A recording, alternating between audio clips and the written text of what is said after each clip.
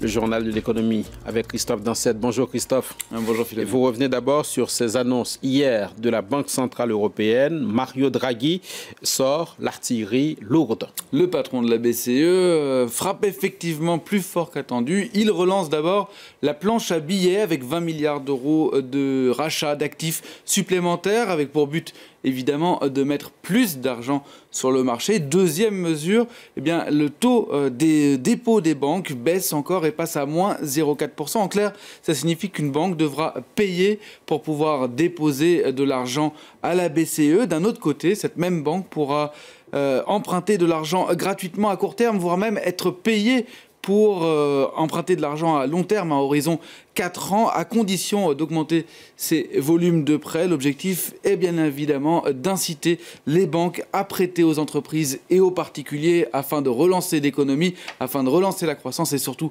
aussi l'inflation. Alors, comment réagissent justement ces particuliers? Eh bien, élément de réponse avec nos confrères de France 3. Dans le bureau de ce courtier en crédit, on se frotte déjà les mains. Je ne savais pas que les taux ils ont encore baissé cet après-midi, je viens de l'apprendre, vous me l'apprenez. Franchement, c'est un truc qui est génial. Hein. Quelques heures après les annonces de la Banque Centrale Européenne, ce courtier envisage des taux de crédit immobilier inférieurs à 2%. C'est du jamais vu, on est sur un rythme qu'on n'a jamais connu. Des crédits alléchants grâce à une décision inédite. À partir d'aujourd'hui, la Banque Centrale Européenne va prêter gratuitement aux banques commerciales, qui devraient baisser à leur tour les taux d'emprunt des ménages et des entreprises. Avec cette mesure, la BCE veut faciliter les achats de véhicules, d'appartements ou encore de biens de consommation. Objectif, relancer la croissance européenne.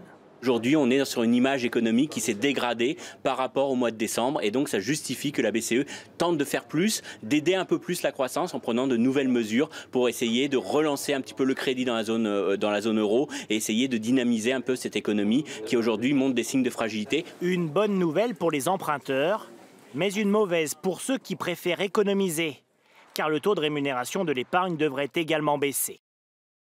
Christophe, est-ce que tout cela va marcher?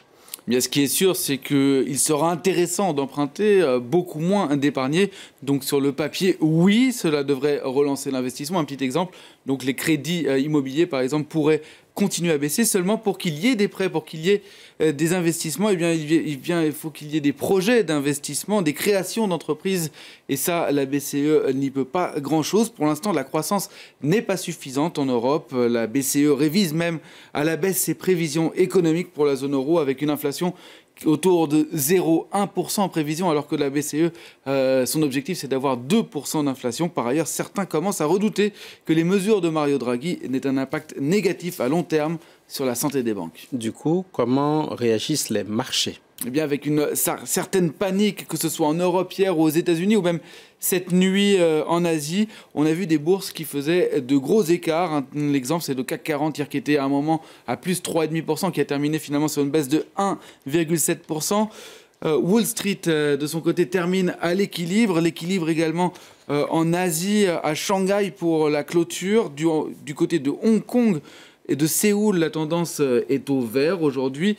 Et le Nikkei a lui clôturé aussi sur une belle hausse de 0,57%. Une réaction à la remontée des cours du pétrole en Asie qui avait commencé la journée dans le rouge. Et puis, dernier élément pour être tout à fait complet, le cours de l'euro, eh bien, il baisse face au dollar.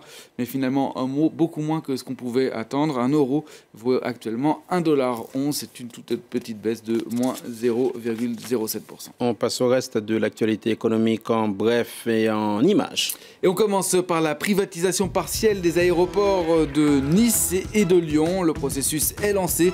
Objectif, rapporter 2 milliards d'euros dans les caisses de l'État.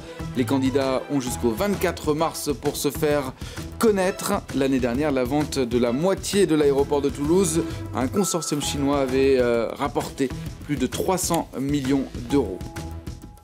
Viadeo en difficulté, le réseau social à usage professionnel a perdu plus de 23 millions d'euros en 2015, notamment en raison de la fermeture de ses activités en Chine.